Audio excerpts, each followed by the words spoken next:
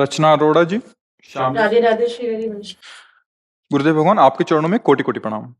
गुरुदेव भगवान आपने एकांतिक में बताया था कि हम अगर चाहें तो नाम जप करके अपने पितरों को भी दे सकते हैं, जिससे वो कहीं भी हो उनको कोई परेशानी या बाधा ना हो। गुरुदेव भगवान मुझे ये पूछना है कि हम ये नाम जप का दान कैसे करें, और क्या पितरों के अलावा हम अपने जीवित रिश्तों को भी नाम जप का फल दे सकते हैं?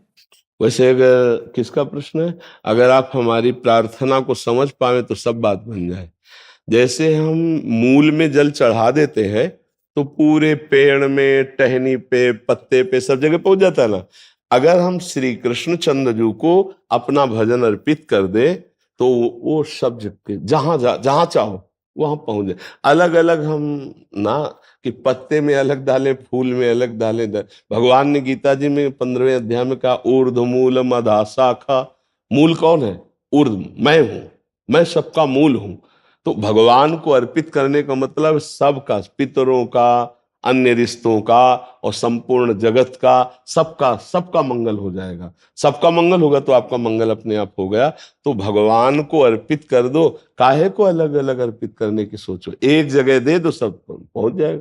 जैसे सरकारी बैंक में जमा कर दो, अब जहां आप चाहो ट्रांसफर हो जाएगा, अपने आप नहीं हो जाएगा। आपका सरकारी बैंक में पैसा है तो किसी को भी आप दे सकते हैं। तो पहला काम करो, सरकारी बैंक में जमा करो। कहा? प्रभु श्री कृष्ण के चरणों में। अब प्रार्थना कर दो कि मेरे पिता, मेरे अमुक, उनका प्रभु मंगल हो। बहुत बढ़िया, जोर का काम बन जाएगा, पर आपका भी कल्याण हो जाएगा अगर भगवान को अर्पित किए तो। और अन्य को अर्पित किए तो आप खाली हो जाएंगे। बात समझना, आप खाली हो जाएंगे तो जरा सी प्रतिकूलता माया की आएगी तो आपका जप ही रुक जाएगा, आपका भजन रुक जाएगा। इस बात को समझना। और अगर हम भगवान को अर्पित कर दिए और फिर प्रार्थना किए तो उनका कल्याण हो ही जाएगा, हमारा भजन सुरक्षित रहेगा। डबल लाभ क्यों न लो? हमारी बात समझ पा रहे हैं आप? शायद नहीं समझ पा रहे। मतलब कि जैसे कि हम करें और बोले कि ये सबके लिए है, या बस करके कर लें, बस कुछ बोलना नहीं है। जैसे हमने 5 माला किए, 5 माला के बाद माला प्रणाम की और हे श्री कृष्ण, हे प्रभु, ये 5 माला आपके नाम की आपको अर्पित करते हैं, आप प्रसन्न हो जाएं। और नाथ, हमारी इच्छा है कि हमारे पितर या हमारे अमुख, इनका मंगल हो जाए। तो इससे क्या होगा कि ये आपकी बनेगी भक्ति, और भगवान की भक्ति करने वाले की 21 पीढ़ियां तर जाती है। शास्त्रों में ऐसा आता है, 14 आगे की और 7 पीछे की, ऐसा शास्त्रों में वर्णन आता है ना। तो अब उसमें क्या हुआ, उनका कल्याण तो हो ही जाएगा और मेरा भी कल्याण हो जाएगा और भगवान प्रसन्न हो जाएंगे, सब मंगल हो जाएगा। तो आप भगवान को अर्पित कर दीजिए, अपने आप सबका मंगल होता रहेगा। महाराज जी, आप कहते हैं कि गृहस्थ में रह के भजन करना चाहिए, पर कोई आपके बिना जी नहीं सके, रह नहीं सके, तो वो क्या करे? ये तो बहुत बढ़िया बात है। अगर कोई संतों से प्यार करे, और प्यार में समीपता अत्यंत आवश्यक नहीं है, ध्यान रखना। प्यार में प्रियता अत्यंत आवश्यक है, और प्रियता में समीपता का अनुभव होता है। सूक्ष्म बात को समझना। जैसे हमारे पास कोई निरंतर नहीं रह सकता, कुछ दिनचर्या ऐसी हमारी पर्सनल है जिसमें हम एकदम एकांत रहते हैं। साधु का एक अपना जीवन होता है, थोड़ी देर के लिए सब लीलाएं हैं, और ऐसा थोड़ी कि हर समय कोई नहीं रहता। फिर वो कैसे रहते हैं? वो हमारी प्रियता में रहते हैं। जो हमारे ऐसे बच्चे हैं कि जिनका जीवन ही हम है। अगर हम सीढ़ी से उतरे तो उतरे, नहीं तो नहीं उतरे, ऐसे संत है। हम ऊपर चढ़े वो ऊपर चढ़े, हम खड़े तो वो खड़े। अगर वो वहां है तो पक्का हम हैं, और हम जहां हैं तो वो पक्का है। तो वो जब अलग रहते हैं तो कैसे रहते हैं? क्योंकि हर समय तो रहते नहीं, प्रियता में रहते हैं। तो ऐसे आप लाख कोस दूर अगर हमसे प्रियता करते हो तो आपको अनुभव होगा कि हम आपके दिमाग में बैठे हैं। बात सही है गुरु जी, आपकी कृपा इतनी है कि मैं बता नहीं सकता। हाँ, बिल्कुल आनंदित रहिए, और शरीर पास की भावना जरूर करे, लेकिन इसके पास रहने से वो प्रेम नहीं होता जो इसकी प्रियता में होता है। बस ध्यान रखना, गुरु की प्रियता अगर संयोग में पास रहने को मिले बहुत बढ़िया बात है, लेकिन ना मिले तो ऐसा नहीं कि हम अधूरे हैं। गुरु की प्रियता सानिध्य का अनुभव कराती है। गुरुदेव के समीप हैं, गुरुदेव की आज्ञा का पालन नहीं करते, उनसे प्यार नहीं करते, तो तो ऐसे भी गुरुदेव की मतलब है पास, ऐसा नहीं कि ना हो, हर प्रकार के है ना। तो वहां देखा जाता है कि गुरुदेव के वैभव से प्यार है, समझना, गुरुदेव से प्यार नहीं है। और कुछ ऐसे देखे जाते हैं जिनको केवल गुरुदेव से प्यार है, तो धन्य है उनका जीवन जो गुरुदेव से प्यार करते हैं। चाहे पास रहो गुरुदेव की इच्छा के अनुसार या दूर रहो, गुरुदेव हर समय तुम्हारे दिमाग में बैठे रहेंगे। आप विचार करें, वैभव नहीं चाहिए, न धन दान में सांस भी नहीं चाहिए, कुछ नहीं चाहिए, पर ऐसा लगता है आपके सानिध्य में और आपके प्रकट में रहे। तो ऐसे आपको अनुभव होता हो? नहीं, हमें ये बताओ, एक मिनट बताओ, क्या आपको अनुभव होता है कि आपके गुरुदेव आपके पास रहते हैं? है? हर समय रहती है, क्षण क्षण हमारे कदम में रहती है। हाँ, ये प्रीति का फल है। कुछ नहीं कर सकता।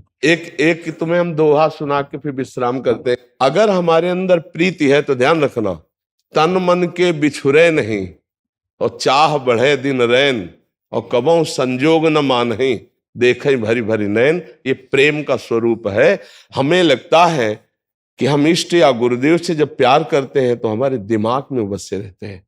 मेरे गुरुदेव ये बोलते हैं, मेरे गुरुदेव ऐसा कहते हैं, तो हर समय हमारे सामने गुरुदेव रहते हैं। हमें लगता है जितना गुरुदेव की याद में सुख है उतना और किसी में सुख नहीं। हमारी बात को तुम मान लेना।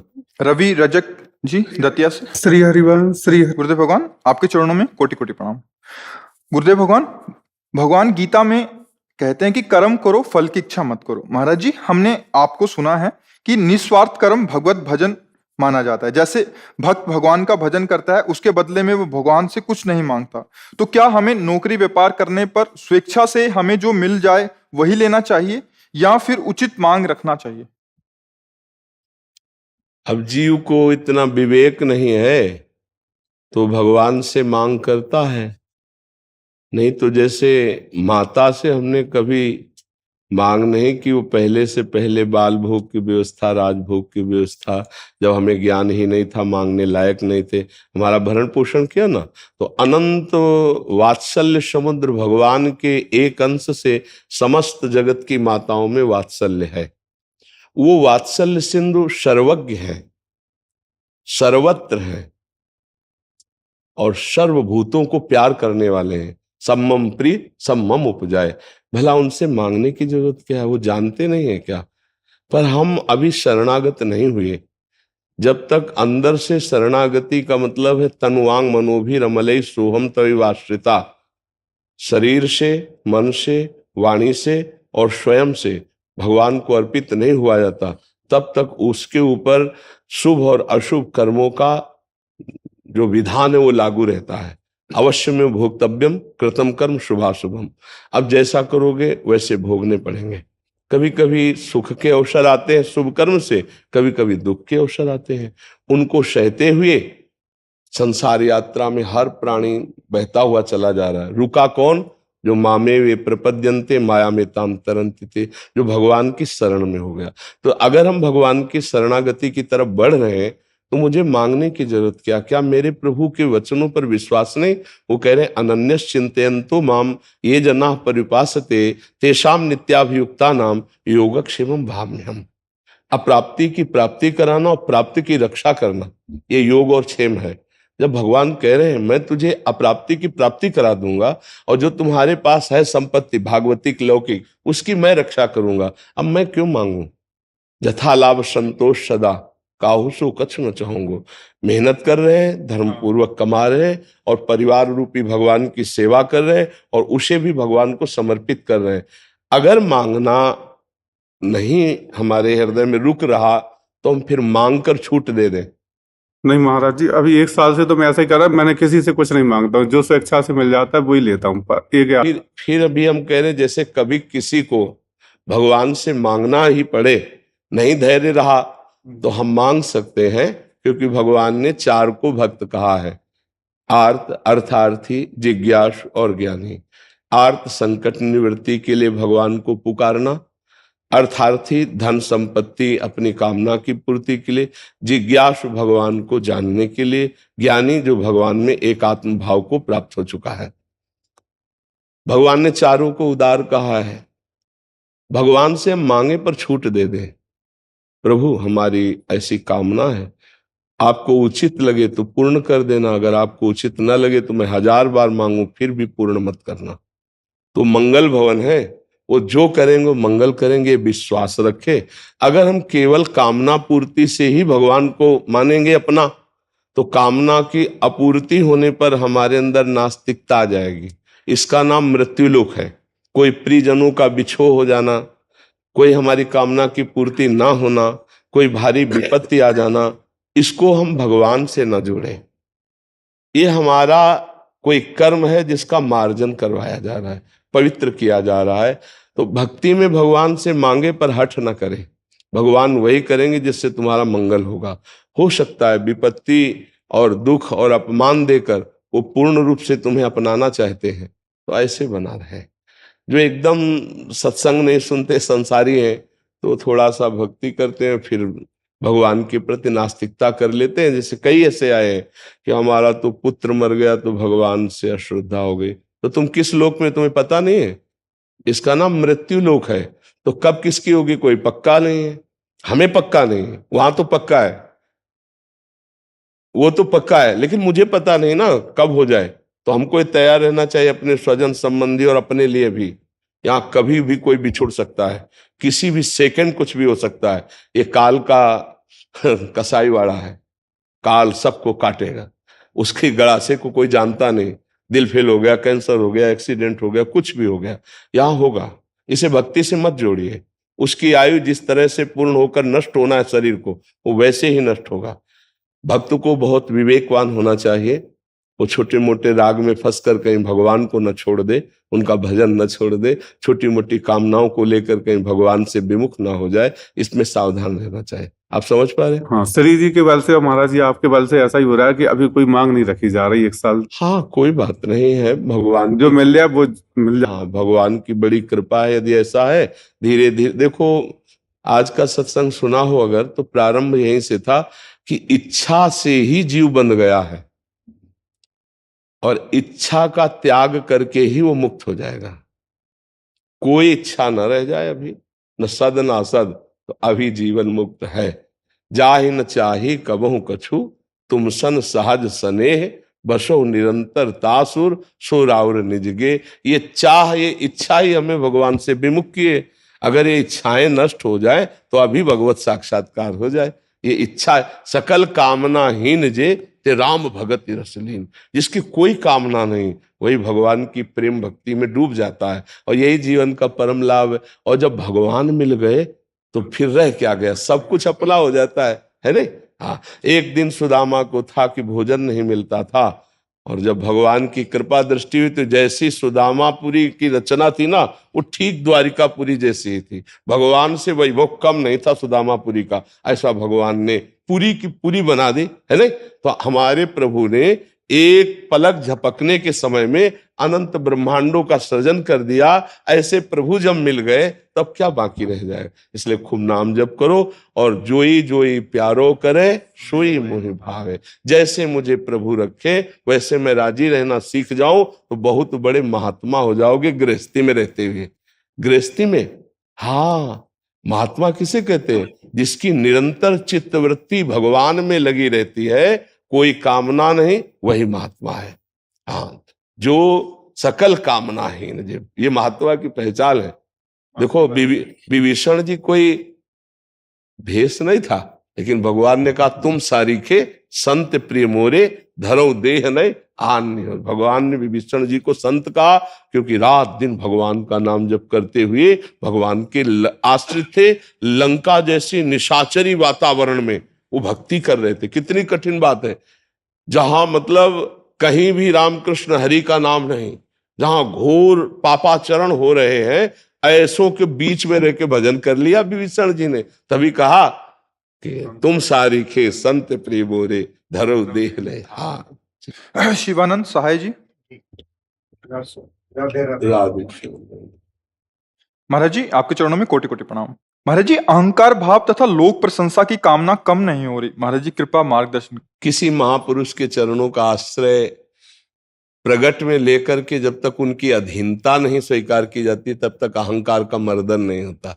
शारीरिक जो मान प्रतिष्ठा है ना, ये बहुत ऊंचाई से गिराती है। तीन बातें पूरे संसार को समेट करके रख दिया गया, तीन बातों में, कामिनी, कंचन और कीर्ति। पुत्रैषणा, वित्तैषणा और लोकैषणा। इन पर जो विजय प्राप्त कर ले वो त्रिभुवन विजेता कहा जाता है, त्रिभुवन विजेता। पर भाई चाहे जितनी साधना कर ले, अहंकार बिना गुरु कृपा के नष्ट नहीं होता। ये हमारी खुली बात समझ लो। चाहे जितनी कोई साधना कर ले, बिना अहंकार गलित हुए भगवान की प्राप्ति नहीं होती। संस्कृति मूल शूल प्रदनाना, सकल शोक दायक अभिमाना। और ये गुरु चरणों में बैठकर दूर होता है।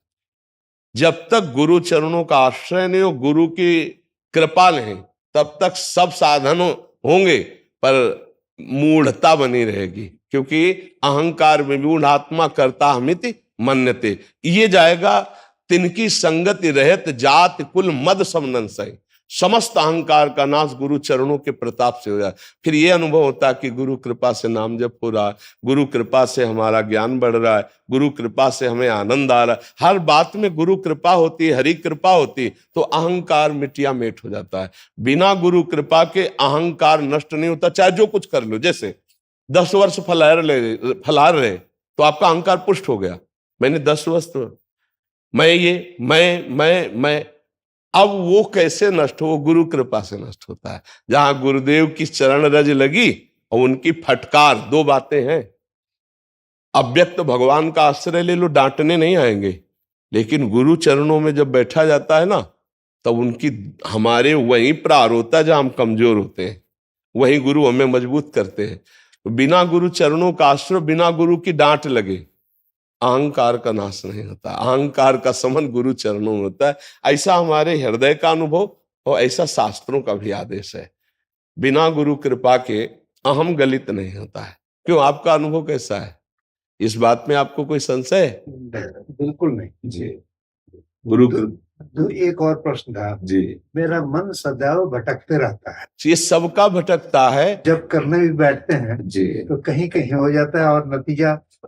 हाँ, ये आपका ही नहीं, हर भक्त का प्रश्न है। अगर मन एकाग्र होकर के अचंचल स्थिति में भगवान में लग जाए तो उसे सिद्ध पुरुष कहते हैं। साधक का अभ्यास योग युक्तेन चेतसा नान्यगामिना। उसे अभ्यास करना होता है कि बार बार जहां मन जाए वहां से हटाकर लक्ष्य में लगाया जाए। नाम जप है, ध्यान है, जहां भी। और दूसरा, जहां जहां मन जाए वहां वहां प्रभु को देखा जाए, तो बहुत जल्दी मन शांत हो जाएगा। दो बातों का अभ्यास, जहां जहां मन जाए वहां वहां से हटा के अपने लक्ष्य में लगाना, या जहां जहां मन जाए वहां अपने प्रभु को देखना। और भजन करते समय जब मन में गंदी बातें आवे, शास्त्र विरुद्ध बातें आवे, फालतू बातें आवे, तो ये हमारे मन के संस्कार नष्ट हो रहे हैं। उसमें ऊबना नहीं चाहिए, ना उसमें राग करना चाहिए, ना द्वेष करना चाहिए। वो निकल रहे हैं, धैर्यपूर्वक भजन करते रहना चाहिए। और जब चंचल होकर जाए तो इन दो साधनों का प्रयोग करें। या तो वहीं को भगवान को देखे, क्योंकि हर वस्तु व्यक्ति स्थान में श्री भगवान है, कोई कण ऐसा नहीं जहां भगवान ना हो। और या फिर उसको वहां से हटा के लक्ष्य में ले आवे। ठीक है ना? तो धीरे धीरे मन अभ्यास के द्वारा वो अचंचल स्थिति को प्राप्त हो जाता है। मतलब वो एकाग्र होकर भगवान में लगने लगता है। सुशील कुमार पांडे जी, प्रयागराज से। राधा वल्लभ श्री कृष्ण। राधे राधे महाराज जी। महाराज जी, गृहस्थ एवं सरकारी सेवा के संदर्भ में शुद्ध आचरण क्या है, उस पर प्रकाश डालने का कष्ट करें। मतलब गृहस्थ और सरकारी सेवाएं करते हुए शुद्ध आचरण का समझना चाह रहे हैं महाराज जी, प्रकरण को। वैसे सत्य धर्म को प्रायः सब कोई जानता है। गृहस्थ धर्म सबसे पहले उसमें भागवतिक भावना का स्थापन, नाथ सकल संपदा तुम्हारी, सरल भाव में, मैं सेवक समेत सुत नारी। भगवान को अपने घर का मालिक, अपने जीवन का मालिक मान करके, भगवान को परिवार का स्वरूप मान करके उनकी सेवा करना, अपने कर्तव्य का पालन करना, दूसरे से अपने लिए कर्तव्य पालन कराने की इच्छा न रखना। समझ रहे? हमारा झगड़ा हमारे घर में जब कभी लड़ाई या जो मन के प्रतिकूल बर्ताव होता है, जब हम दूसरे से अपने कर्तव्य का पालन करवाना चाहते हैं। अपने सुख के लिए दूसरे को कर्तव्य का उपदेश देते हैं। इससे विग्रह पैदा हो जाता है। और जब हम अपने कर्तव्य का पालन दूसरों के सुख के लिए करते हैं, पत्नी है, हम उसके स्वभाव को सहते हैं, उसकी कामनाओं की पूर्ति करते हैं। यदि वो हमारे प्रति प्रतिकूल व्यवहार करती है तो हम उसे सहते हैं, क्योंकि ये हमारा कर्तव्य है। क्योंकि हमने माना है कि हमारे भगवान के ही सब स्वरूप हैं, भगवान का ही परिवार है। पुत्र है, हमारा कर्तव्य उसको शिक्षा देना, उसको उन्नति के मार्ग में लगाना। इसके बाद वो हमारी आज्ञा का उल्लंघन करता है, हमें नाराज नहीं होना, अपने आखिरी दम तक हमें अपने कर्तव्य का पालन करना है, और वो हर कर्तव्य भगवान को अर्पित कर देना है। ये हुआ गृहस्थ धर्म के अंतर्गत। आपका चरित्र पवित्र होना चाहिए। जब गृहस्थ धर्म में मतलब पत्नी है, तो जीवन में कभी किसी और स्त्री का स्पर्श काम भाव से नहीं करना चाहिए। यही पत्नी में बात होनी चाहिए। अपने पति के सिवा किसी और की तरफ आंख उठा के भी गंदी दृष्टि नहीं देखनी चाहिए। अगर चरित्र ठीक नहीं है तो गृहस्थ धर्म नष्ट हो जाता है। इसीलिए प्रायः हर एकांतिक में जब चरित्र की बात आती तो हम कहते हैं हमारे देश की नई पीढ़ी ये बर्बाद होती चली जा रही है, क्योंकि ये जो मित्रता का नाटक चला है, बॉयफ्रेंड गर्लफ्रेंड, ये चरित्रहीनता का नाटक चला है। चरित्रहीनता चला ना, लोक लज्जा, धर्म, मर्यादा, पवित्रता, ये सब का नाश करने वाला है। उनके विचार केवल इंद्रिय जन्य सुखों में ही स्थित हैं। धर्म क्या है? माता पिता के प्रति हमारा वर्ताव कैसा होना चाहिए, हमारा समाज के प्रति कैसा वर्ताव होना चाहिए, हमारा हमारे जीवन के प्रति कैसा वर्ताव होना चाहिए, ये सब भूल गए हैं, सब भूल गए हैं। व्यसन, व्यभिचार, इन किन प्रकारेण वासनाओं की पूर्ति, ये वृत्तियां बढ़ रही हैं। आप देख रहे हैं समाज में। तो आप तो बड़े भाग्यशाली हैं और विवेकशाली हैं कि आप धर्म के विषय में जिज्ञासा करते हैं। इसका मतलब धर्म है आपके हृदय में, तभी आप उसके विषय में प्रश्न करते हैं। चरित्र पावन होना चाहिए। अगर हम चरित्रहीन है तो अपने कर्तव्य का पालन नहीं कर सकते। आप गंदे और अपने पुत्र को चाहो कि वो शीलवान, सौम्य, एक सतोगुणी, राष्ट्रभक्त या देशभक्त या माता पिता को भक्त बने, कभी नहीं हो सकता। आपको पहले अपने आचरण में वो उतारना चाहिए। अब रही सरकारी नौकरी की बात, तो जो आपको सरकारी पद मिला हो, जो भी मिला हो, उस पद का पालन करने में दो चीजें बाधा पहुंचाती है। हम बड़े बड़ों अधिकारियों को भी यही प्रार्थना की है, प्रलोभन और भय। ये अधिकार च्युत कर देते हैं। थोड़े से प्रलोभन में आकर जीवन भर पढ़ाई की और उस अधिकार पद में पहुंचे, और अगर वो आपका प्रलोभन खुल गया तो आपकी बेइज्जती होगी और आपका पद छीन लिया जाएगा, आप अपनी मर्यादा को खो देंगे। और अगर भयवश कर दिया तो आप अपने धर्म को खो देंगे। तो भय या प्रलोभन, जो भी पद मिला हो, जो भी सरकारी पद हो, उसका भय और प्रलोभन से किसी भी तरह त्याग ना किया जाए और निर्भय होकर अपने धर्म का पालन किया जाए। जो सेवा मिली है, जो राष्ट्र सेवा मिली है, वो किसी भी डिपार्टमेंट में हो, तो आपकी गृहस्थी और आपकी सरकारी नौकरी दोनों करते हुए भी आप भगवत प्राप्ति के योग्य हो जाएंगे। इस बात को समझ पा रहे हैं आप? जब कोई भ्रष्ट होता है तो दो ही बातें होती हैं, या प्रलोभन होता है विषयों का, धन का, और या भय होता है जान का। जान का खतरा या परिवार को खतरा। भय दो प्रकार से दिया जाता है, या तो उसको या उसके परिवार को। तो ये निडर रहना चाहिए कि धर्म में चलने वाले का बाल बांका कोई नहीं कर सकता। जिस समय जिसकी जो मृत्यु लिखी है वो उसी समय होगी। राय घटे न तिल बढ़े। हमें कभी इस बात से भयभीत नहीं होना चाहिए, किसी की धमकी से। विश्वास करो जगत में ईश्वर है, और अगर हम सत्य पे चलते हैं तो हमारा वो सहयोग करता है। और हमारी जिस दिन आयु पूर्ण हो जाएगी, वो अपने आप हमारी मृत्यु हो जाएगी। जिस विधान से होनी उसी विधान से होगी। तो किसी की धमकी से हमको डरना नहीं और किसी के प्रलोभन से हमको फिसलना नहीं। तो ये होगा आपका सरकारी पद का भागवतिक प्रयोग। धर्म पूर्वक अपने कर्तव्य का पालन करना, ये भजन कहा जाता है। ये भजन कहा है। परिवार का भगवत स्वरूप मानकर उसका पोषण करना, ये भजन कहा जाता है। और जो बने वो नाम जप कर लो, इसी से भगवत प्राप्ति हो जाएगी। कोई संशय इसमें?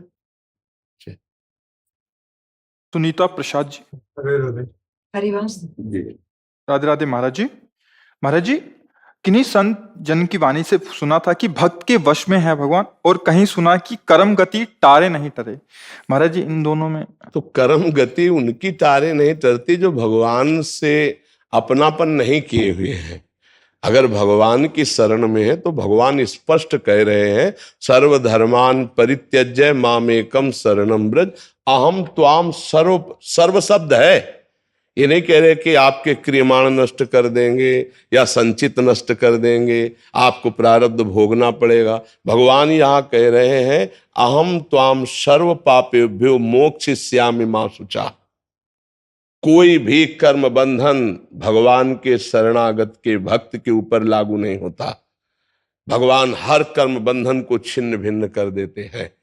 बात जहां ये लग रही कि अवश्य में वो भोक्तव्यम कृतम कर्म शुभाशुभम, ये सब साधारण संविधान है, भगवान का साधारण कानून है। असाधारण कानून जो शरणागति का है वो मामेव ये प्रपद्यन्ते, जो भगवान की शरण में तेषाम हम समुद्धरता मृत्यु संसार सागरा, वो भगवान का सीधा संबंध। अब वहां कानून नहीं लागू होगा। जो एक जन समुदाय के ऊपर कानून लागू है वो पर्सनल के ऊपर नहीं लागू होता। भगवान के वो पर्सनल जो शरणागति धर्म में आ गए तो वो चाहे चराचर का द्रोह करने का पाप क्यों ना लगा हो, हाँ, अहम त्वाम सर्व पापेभ्यो मोक्षयिष्यामि मा शुचा, जन साधारण में अवश्य में भोक्तव्यम कृतम कर्म शुभाशुभम। अच्छा महाराज जी, कभी कभी बड़े बड़े महापुरुष जैसे श्री राम कृष्ण परमहंस जिन्होंने कभी मन से भी किसी का हित नहीं सोचा, उनको भी कष्ट पाते देखा गया, तो वो भी। हाँ महाराज जी, इसमें विचार करना है कि जिस समय इस शरीर की रचना का विधान बना तो दो कर्मों से शरीर की रचना होती, शुभ और अशुभ। ये मृत्यु लोक में जो शरीर मिलता है वो दो कर्मों से मिलता है। जैसे स्वर्ग में है तो केवल शुभ कर्म से रचित है, नरक में है तो केवल अशुभ कर्म से यातना दे से। मृत्यु लोक में मिश्रित है, चाहे वो किसी महात्मा का हो और चाहे वो किसी का भी, किसी का इसमें जो जन्मेगा वो मिश्रित जन्मेगा।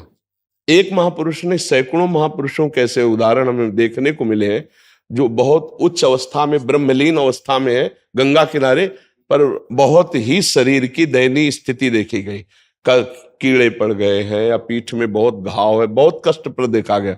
तो जब इस शरीर की रचना हुई थी तो उसमें था कि आप 50 वर्ष में आपका पैर टूटेगा, 45 वर्ष में आपका ये होगा। जैसे राधा बाबा अनुष्ठान त्रिपुर सुंदरी का कर रहे हैं और बचपन से कभी कोई गलती हुई हो, ऐसा नहीं, उनका जीवन बिल्कुल तस्मात् शास्त्रम प्रमाणम, और खड़ाऊ फिसली और अंग टूट गया। धर्म और सत्य और भगवत मार्ग और शरीर का धर्म, ये दोनों अलग है।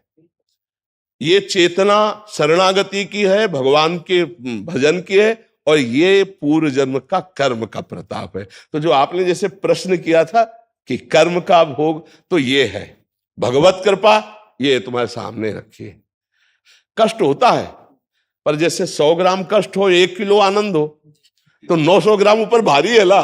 बस वही हम सबसे प्रार्थना करते हैं कि दुख को सहने की सामर्थ्य भगवान के भजन में है। महाराज जी कहती है जैसे क्लास में जाती है, बच्चों से बात करनी हो, कोई जैसे गलत व्यवहार करे या गलत बोले तो उससे किस भाव से बात करें? नहीं, बात ही नहीं करना चाहिए, ऐसे बच्चों से बात नहीं करना चाहिए। बहुत बुरी तरह बच्चे बिगड़ रहे हैं। एक भगत का बच्चा है 12-13 वर्ष का है, तो अपने लोगों को जैसे आपके चेहरे देखें तो अभी पता चल जाएगा कि आप किस कोटि के है। तो चेहरा मतलब ऐसे देखना अलग होता है, जब वो ऐसे देखेंगे ना, जैसे डॉक्टर मरीज को देखता है, तो उसको उस रूप में देखा, हमको अरे इस समय तो ये ब्रह्मचर्य नाश कर रहा है। क्यों रे, ये ब्रह्मचर्य कैसे तेरा नष्ट हो रहा है? नहीं नहीं नहीं, लक्षण प्रकट है, प्रमाण है कि तू ब्रह्म। तो उसने कहा हम गंदी बात करते हैं। कैसे सीखा? बोले अपने दोस्तों से सीखा। उसके ऊपर कड़ी शासन, कड़ी वृत्ति करके फिर उसको, अब 12-13 वर्ष का बच्चा, अब ऐसी गंदी बात, तो उसका जीवन क्या रह जाएगा? उनको तो खिलवाड़ लगता है ना, खेल लगता है उनको, और ये खेल जीवन के नाश की तरफ ले जाएगा। जैसे जैसे अवस्था बढ़ेगी तैसे तैसे वो नष्ट होते चले जाएंगे। ये नए बच्चों में जो गलत संस्कार बचाओ अपने भाई को, अपने पुत्र को, अपने परिवार के बच्चों को बचाओ। मित्रवत बैठो उनके पास, उनसे बात करो, उनको समझाओ कि अगर ऐसी कोई गंदी बात है तो तुम खुल के हमसे बात करो, उसको छोड़ो, इससे लाभ नहीं मिलेगा। सत्संग सुनाओ, अच्छी बातें उनको सुनाओ, यही संस्कार हैं। गर्भ में प्रहलाद जी थे, नारद जी ने शिक्षा दी तो महाभागवत बन गए। गर्भ में अभिमन्यु जी को चक्रव्यूह तोड़ना आ गया, तो हम प्रगट में अपने बच्चों को जो चाहे बना सकते हैं, लेकिन फुर्सत कहाँ है किसी को। वो खुद इतने मनोरंजन संसार में फंसे कि बच्चा कहाँ बह रहा है। बच्चों को ऐसे मित्रवत बैठालना चाहिए, दोस्त की तरह पूछना चाहिए, शर्माना नहीं चाहिए। कोई गंदी बात तो नहीं है, अगर कोई गंदी बात करता हो या तुम्हारा मित्र या कुछ ऐसा मोबाइल, तो आप हमसे खुल के बात कर सकते हो, हम तुम्हें बचा सकते हैं, हम तुम्हें अच्छा बनाएंगे। ऐसा नहीं कि उनको दबकाना चाहिए, तू गंदा, ऐसे नहीं। मित्र वो फिर तुमसे सब छुपा लेंगे, और दोस्त की तरह बात करोगे, हंसोगे, खिलाओगे, पिलाओगे, तो अपनी बात रख देंगे। बहुत से बच्चे अपने शरीर को इस बात में नष्ट कर दिए कि परिवार में बोले तो पिटाई हो गई, मित्रों ने उनको फांस लिया। अब बार बार उनको ब्लैकमेल किया जाए, बार बार उनका शोषण हो रहा है, रास्ता कोई है नहीं, बार बार धमकी आ रही है, हम तुम्हारा वीडियो, और वो फिर अपने शरीर को ही नष्ट। तो हमें लगता है अपने बच्चों से, अपनी बच्चियों से, माता पिता को मित्रवत व्यवहार करके दुलार पूर्वक पूछना चाहिए कि देखो हम लोगों से भी गलती, सुधार किया जाता है। अगर तुमसे कोई गलती हम डांटेंगे नहीं, उसका सुधार हो जाएगा। कोई तुम्हारा दोस्त तुमको इस तरह से सता रहा हो, इस तरह से कर रहा हो, तो अपने बच्चों को सुधार किया जाए। आजकल माता पिता थोड़ा उदासीन बच्चों से रहते हैं। पढ़ाई और पैसा दे देना ही नहीं है, थोड़ा उनको समय देने की जरूरत है। आप पैसा कमा रहे हो अपने परिवार के लिए, ड्यूटी में रत हो, लेकिन थोड़ा समय दीजिए। आपको पैसे से ज्यादा आपकी उपस्थिति बच्चे का परम मंगल कर सकती है, नहीं कर सकती है। तो आज हमारे भाई लोग इस बात को थोड़ा कम ध्यान देते हैं, अपनी ड्यूटी में, अपने कार्यों में, अपने मनोरंजन में इतना मगन है कि समझते छोटे छोटे नहीं है। कलयुग है, 10-12 वर्ष का बच्चा हर बात समझ रहा है, जो 25 वर्ष का नहीं जानता था वो 12 वर्ष का जानने लगा है। तो हमें लगता है बच्चों को सही दिशा में ले जाने की बढ़िया अवस्था होती है। तो माता पिता को, अगर पिता को इतना समय नहीं तो माँ को जरूर एकदम मित्रवत व्यवहार करना चाहिए। बड़ा परिवर्तन होता है, बड़ा परिवर्तन होता है। बच्चों से प्यार से बात करके, दुलार से बात करके उनको बचाया जा सकता है। नहीं, छोटे छोटे बच्चे व्यसन करने लगे, छोटे छोटे बच्चे जो बड़े लोग गृहस्थी में करते हैं वो छोटे बच्चे करने लगे, जिनका जीवन बड़ा संकट में है। ये बच्चा प्रश्न किया, इसलिए फिर वही स्मृति आ गई, बचाओ अपने बच्चों को, ये हमारे राष्ट्र के भविष्य हैं, ये तुम्हारे कुल के दीपक हैं। अगर आप उनको बचाओगे नहीं तो एक गलत रास्ते पे चले जाएंगे, फिर लौटना मुश्किल है, फिर वो आपके साथ दुर्व्यवहार करेंगे। जब थोड़ा सयाने हो जाएंगे तो आपने चूंकि सही मार्ग नहीं दिया तो दुर्व्यवहार आपके साथ करेंगे। बहुत मतलब वो माँ जो गर्भ में रखा, जो उसको पाला पोषा, इतने बड़े सयाने, अब बुढ़ापे में जब चलने लायक नहीं तो उसको अनाथालय में। ये क्या है बच्चों की शिक्षा, ये क्या है बच्चों को प्यार, क्या है बच्चों का स्वरूप, बिगाड़ दिया ना। इसमें हम बच्चों का ही केवल दोष नहीं देते, माता पिता का भी दोष है। आपका प्यार, आपकी उदासीनता उनके प्रति जो रही, तो आपका प्यार ही नहीं काम कर पाया। नहीं, ऐसा कैसे, हमें तो हृदय से लगता है ऐसा कैसे हो सकता है कि माँ बाप के साथ कोई बेटा ऐसा बर्ताव करे। उसकी धूर्तता बढ़ती गई, उद्दंडता, उच्छृंखलता बढ़ती गई, इसलिए ऐसा हो गया। कलयुग का प्रभाव। नहीं तो माता पिता तो भगवान है यार। अगर माता पिता की सेवा ना हो पाई तब तो फिर जीवन ही नरक है। क्या मतलब, जीवन का मतलब क्या रहा? पत्नी आ गई, पुत्र आ गए, उनको अनाथालय में भेज दिए, तो तुम भी तैयार रहो। तुम्हारे जो तैयार है, तुम्हारे जो तैयार होंगे ना, वो तुमको बाबूजी कह के सोफा में नहीं बिठा लेंगे, वो भी अनाथालय ही भेजेंगे। ध्यान रखना, जैसा तुम बोओगे वैसा ही काटना पड़ेगा। तो बच्चों को तैयार किया जाए, ये हमारे राष्ट्र के भविष्य। इसी में कोई एमएलए है, कोई मुख्यमंत्री, जो विद्यार्थी पढ़ते हैं उसी में तो है ना। कोई राष्ट्र का भक्त बनेगा, कोई देश का सेवा करने वाला किसान बनेगा, तो कोई विद्वान बनेगा, कोई महात्मा बनेगा। सब पढ़ते तो एक ही स्कूल में है।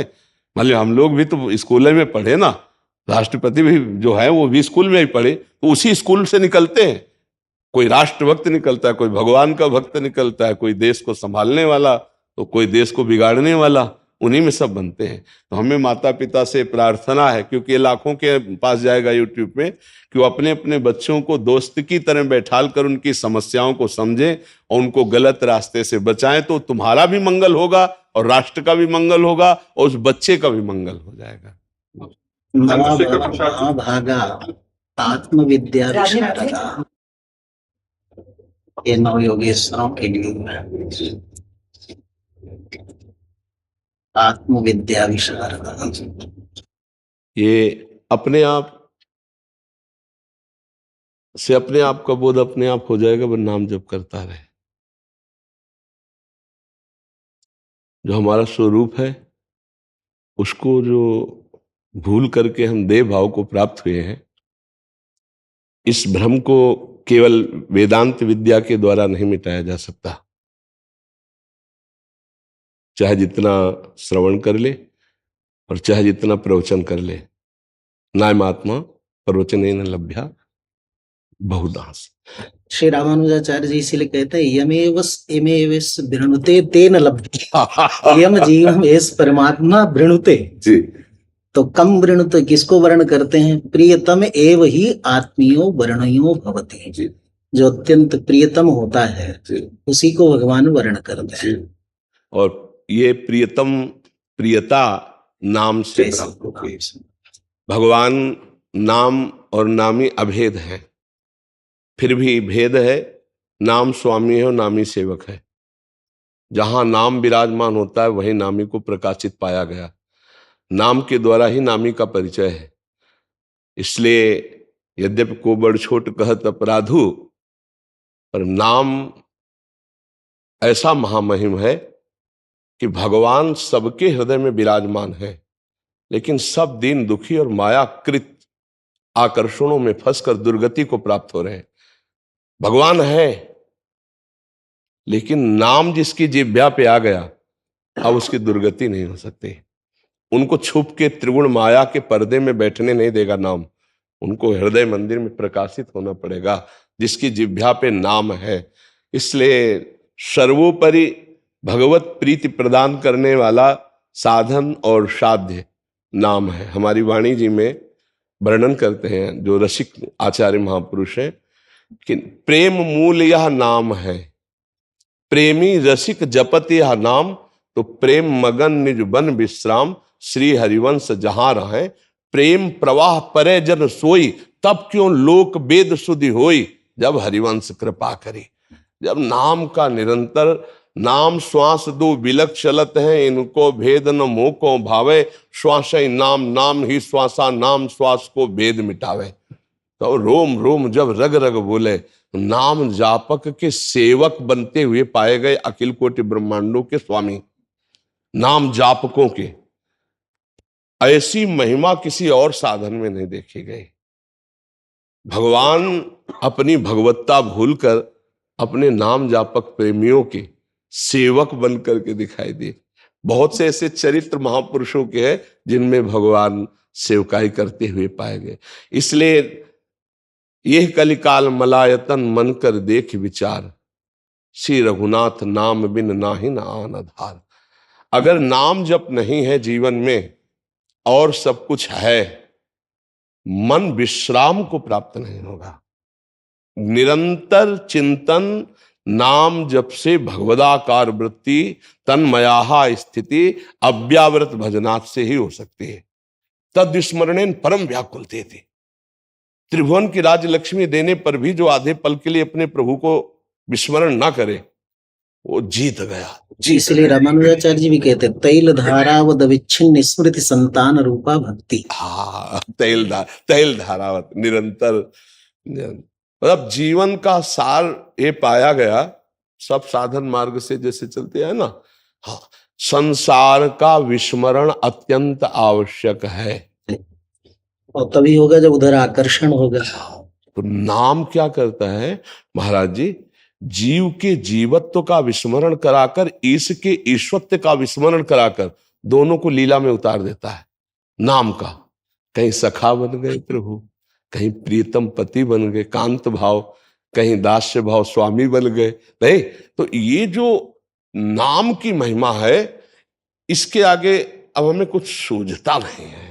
मतलब जीवन का ऐसा कुछ नशा हो आता है ना जैसे, तो आप गुरुजनों के प्रताप से बात समझ में आ गई है कि नाम हर समय, नेत्र खुले हो या बंद, हमारे सामने नाम और उसी में रूप समाया रहता है।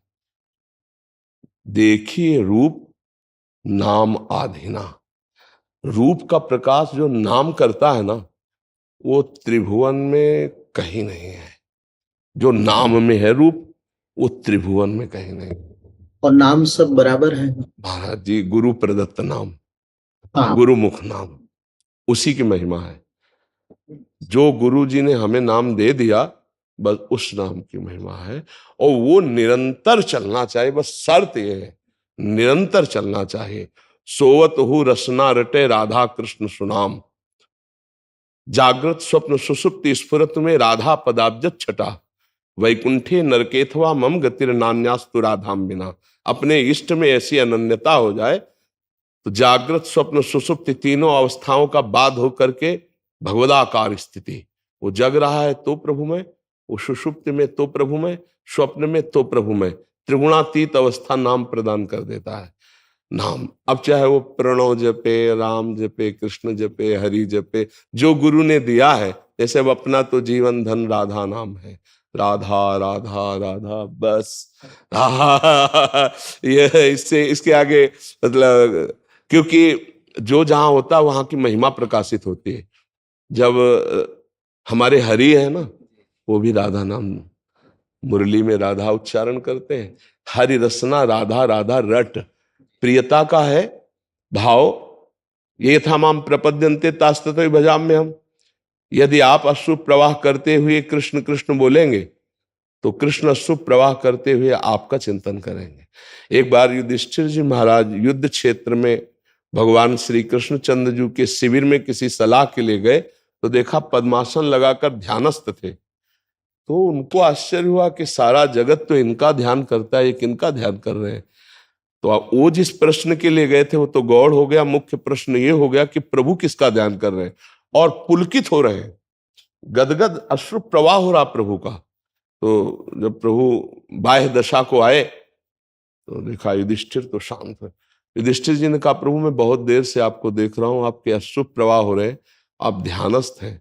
प्रभु हमें ये प्रश्न आता है कि हम सब आपका ध्यान करते हैं, त्रिभुवन के सब ऋषि मुनि आपका ध्यान करते हैं, आप किसका ध्यान कर रहे थे? आपका आराध्य कौन होगा? आप सबके आराध्य परब्रह्म की प्रतिष्ठा है, फिर आप किसका? तो उनका इस समय सरसैया पर पड़े हुए भीष्म इसी तरह मेरा स्मरण कर रहे हैं, इसलिए मैं उनका ध्यान कर रहा हूं। ये था माम प्रपद्यन्ते तास्तते साधु नाम हृदय मह्यम। साधु, बिल्कुल बिल्कुल। नाम नाम नाम, निरंतर नाम जप। महापुरुष जन कलयुग में नाम के प्रभाव के लिए ही प्रकट होते हैं। कलौ खल भविष्यन्ति नारायण परायण। इसलिए नाम जो है, नाम और नामी को उपाय उपे दोनों मानते हैं। कोई बस प्रियता हो जाए नाम में, महत्व बुद्धि हो जाए नाम में, नाम के समान कुछ न रखे।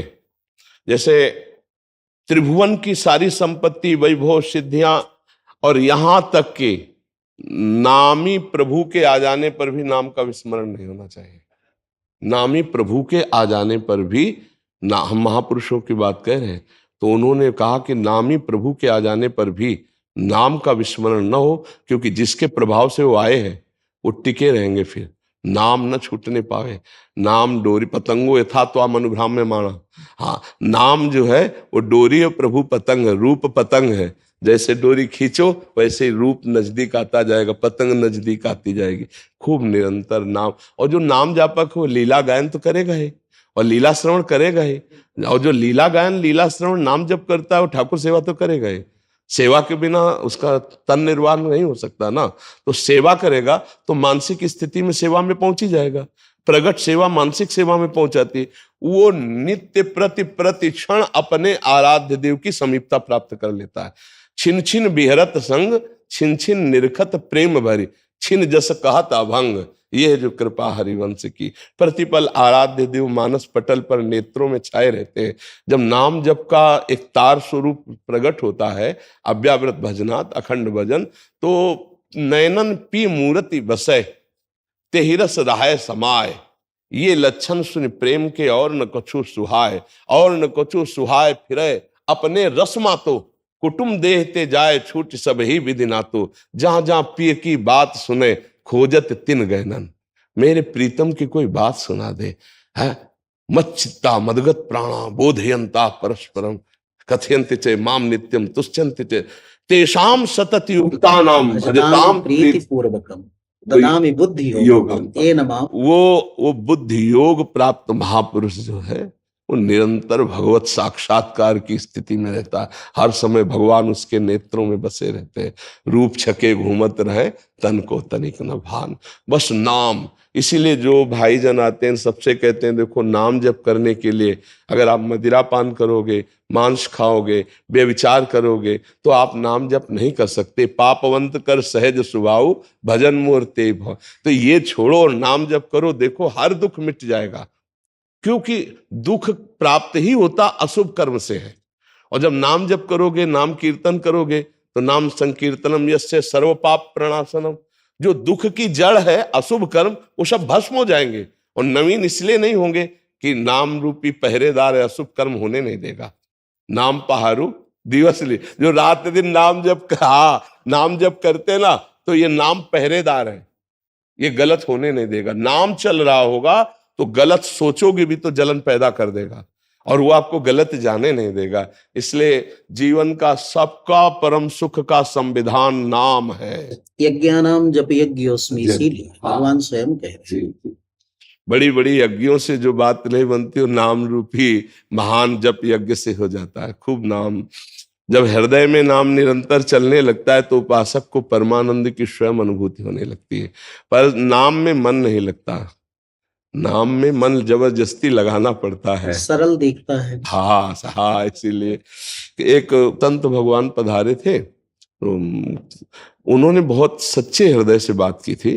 उन्होंने कहा कि महाराज वेदांत का अनुशीलन करता हूँ, गंगा स्नान करता हूँ, नित्य विश्वनाथ जी का दर्शन करता हूँ, पर मैं आपसे प्रार्थना करने आया कि मेरे मन को विश्राम अभी तक नहीं है। जितने भी साधन है वो सब कर रहा हूं पर विश्राम तो। हम कहा महाराज जी एक बात हमारी, अगर आपको रुचे, होता है ना कि भाई ये औषधि रुचे, तो कहा अभी आप निरंतर क्या मंत्र का या नाम का चिंतन करते हैं? बोले नहीं, बस उनका यही कमी है, सब हो रहा है। गोस्वामी तुलसीदास जी ने एक पद में कहा है, राम राम राम जी है जो लो तू न जपी है, तो लो तू कहूं जाए तिहू ताप तपी है, सुरसर तीर बिन नीर दुख पाई है, सुर तरु तरे तो ही दारिद सताई है। गोस्वामी जी छूटवे के जतन विशेष बांधे जाएगो, हुए है विष भोजन जो सुधा सान खाएगो, राम राम राम जी जो लो तू न जपी है। निरंतर चाहे प्रणव आप जपो, लेकिन आपकी प्रणवाकार वृत्ति हो जाए, आपकी दृष्टि में हर समय नाचना चाहिए जो गुरु मंत्र है। देखो गंगा नहाना, ये सब करना, ये तो बाह्य पवित्रता है। हृदय की गुफा में जो अंधकार है उसको मिटाने के लिए मंत्र और नाम है। उसका जब सतत चिंतन होता है तो प्रकाश इससे होता है। दीपक बारा नाम का ही उजियारा हो हृदय। गोस्वामी जी कह रहे राम नाम मणि दीप धर, जी दे हरिद्वार तुलसी भीतर बाहरो जो चास। उन्होंने स्वीकार किया। हम कहा एक चीज की कमी रह गई, शून्य शून्य तो बहुत है, अंक नहीं लगा बस इसीलिए संख्या पूरी नहीं हो पा रही। अगर अंक लग जाए तो जितना शून्य है वो 10 गुना वो लाभ देता चला जाता है। तो उन्होंने कहा आज से हम ये अभ्यास करते हैं। तो हम कहा उठते बैठते चलते फिरते जो गुरुजी ने दिया है उस मंत्र का अभ्यास करे, बस जीत गया, संसार जीत गया।